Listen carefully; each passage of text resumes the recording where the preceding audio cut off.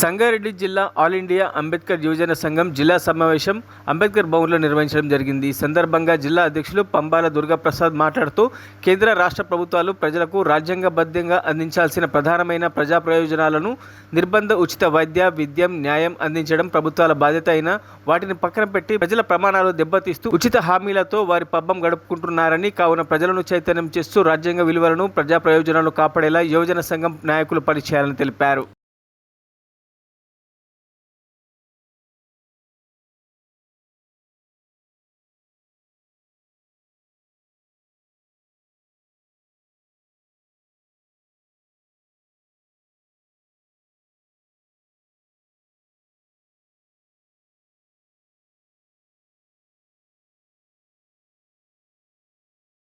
మరిన్ని అప్డేట్స్ కోసం మా ఛానల్ని సబ్స్క్రైబ్ చేయండి.